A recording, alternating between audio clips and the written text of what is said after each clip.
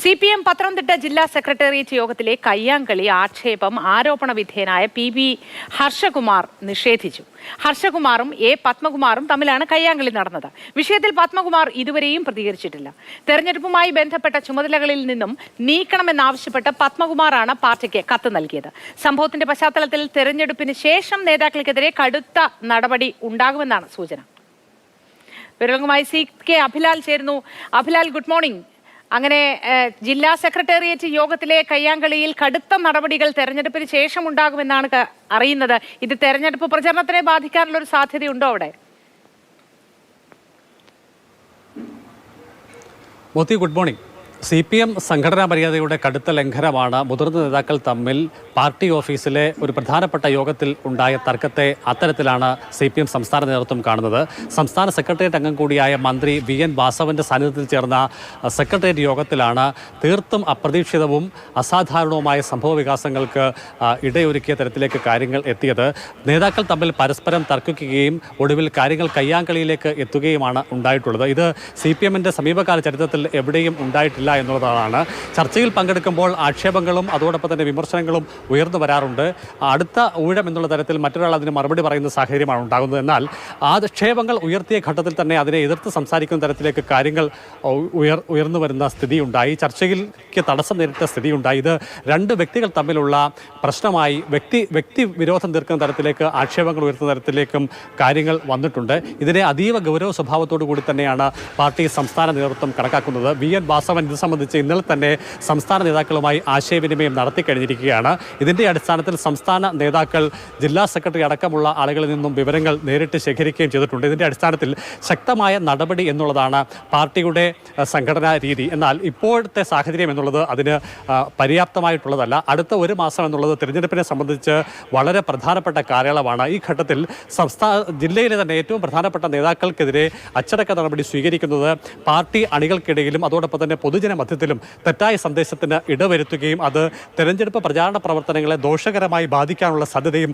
സംസ്ഥാന നേതൃത്വം മുന്നിൽ കാണുന്നുണ്ട്. അതുകൊണ്ട് തന്നെ തൽക്കാലം ഈ വിഷയവുമായി ബന്ധപ്പെട്ട കാര്യങ്ങളിൽ നിഷേധക്കുറിപ്പിറക്കുക അല്ലെങ്കിൽ നിഷേധാത്മകമായ ഒരു സമീപനം സ്വീകരിക്കുക, ആക്ഷേപങ്ങൾ പൂർണ്ണമായി തള്ളിക്കളയുക എന്നുള്ളതായിരിക്കും ജില്ലാ നേതൃത്വത്തിൻ്റെ ഭാഗത്തുനിന്നും ഉണ്ടാവുക.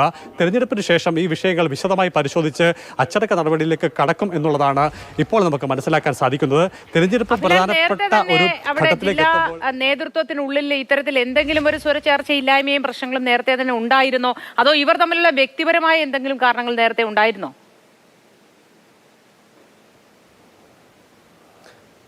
പത്തനംതിട്ട മണ്ഡലത്തിലെ സ്ഥാനാർത്ഥിയെ സംബന്ധിച്ച് പത്തനംതിട്ട ജില്ലാ കമ്മിറ്റിയിൽ ഭൂരിഭാഗം പേരുടെയും പിന്തുണ റാന്നിയിലെ മുൻ MLA ആയിട്ടുള്ള രാജു എബ്രഹാമിനായിരുന്നു. എന്നാൽ ഒരു വിഭാഗം ആളുകൾ തോമസ് ഐസക്കിനെ സ്ഥാനാർത്ഥിയാക്കണമെന്നുള്ള ആവശ്യമായി നിലനിൽക്കുന്ന സ്ഥിതിയാണ് ഉണ്ടായത്. മാസങ്ങൾക്ക് മുൻപ് തന്നെ സ്ഥാനാർത്ഥിയായി തോമസ് ഐസക് വരാനുള്ള സാധ്യത കണക്കാക്കപ്പെട്ടിരുന്നു. സംസ്ഥാന നേതൃത്വത്തിൻ്റെ മൗന അനുവാദത്തോടു കൂടി തന്നെ അദ്ദേഹം വിവിധയിടങ്ങളിൽ പരിപാടിയിൽ സജീവവുമായിരുന്നു. അതേസമയം തന്നെ തോമസ് ഐസക്കിന് ജില്ലയിൽ പാർട്ടിയുടെ ചുമതലക്കാരൻ എന്നുള്ള സ്ഥാനം കൂടി ഉണ്ട്. അതിൻ്റെ അടിസ്ഥാനത്തിലുള്ള പ്രവർത്തനങ്ങളിൽ മാത്രമാണ് അദ്ദേഹം ഏർപ്പെട്ടിട്ടുള്ളത് എന്നുള്ളതാണ് ആ ഘട്ടത്തിൽ പോലും പാർട്ടിയും അദ്ദേഹവും വിശദീകരിക്കുകയും ചെയ്തത്. എന്നാൽ സംസ്ഥാന നേതൃത്വത്തിൻ്റെ താല്പര്യം കൂടി കണക്കിലെടുത്തുകൊണ്ടാണ് അദ്ദേഹം സ്ഥാനാർത്ഥിയായി വന്നത്. അത് രാജു എബ്രഹാമിനെ അനുകൂലിക്കുന്ന ഒരു വിഭാഗത്തെ അല്പം അസ്വസ്ഥപ്പെടുത്തിയിട്ടുണ്ട് എന്നുള്ളതാണ് നമുക്ക് ലഭ്യമാകുന്ന വിവരം. ഇതിൻ്റെ അടിസ്ഥാനത്തിൽ ചില കോണുകളിൽ പ്രവർത്തനങ്ങളിൽ മനഃപൂർവ്വമായ വീഴ്ചയുണ്ടായിട്ടുണ്ട് എന്നുള്ള വിലയിരുത്തൽ പല കോണുകളിൽ നിന്ന് ഉയർന്നു വന്നിട്ടുണ്ട്. ഇന്നലെ ചേർന്ന ജില്ലാ സെക്രട്ടേറിയറ്റ് യോഗത്തിലെ ഏറ്റവും പ്രധാനപ്പെട്ട അജണ്ടയായി തെരഞ്ഞെടുപ്പ് പ്രചാരണ പ്രവർത്തനങ്ങളാണ്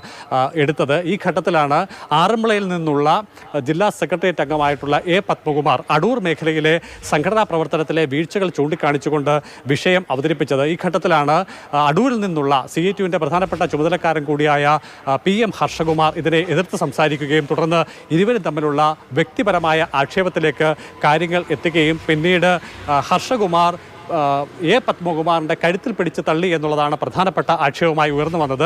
ഈ വിഷയത്തിൽ PB ഹർഷകുമാർ തനിക്കെതിരെ ഉയർന്നു വന്ന ആക്ഷേപങ്ങളെ പൂർണ്ണമായി നിഷേധിക്കുകയാണ്. അതേസമയം തന്നെ പരാതിക്കാരനായിട്ടുള്ള A പത്മകുമാർ മാധ്യമങ്ങളോട് തൽക്കാലം പ്രതികരിക്കേണ്ടതില്ല എന്നുള്ള നിലപാടാണ് സ്വീകരിക്കുന്നത്. എന്തായാലും ഉയർന്നു വന്ന ആക്ഷേപങ്ങളുമായി ബന്ധപ്പെട്ട വിഷയത്തിൽ ജില്ലാ സെക്രട്ടറി ഉദയഭാനു അല്പസമയത്തിനുള്ളിൽ മാധ്യമങ്ങളെ കാണും.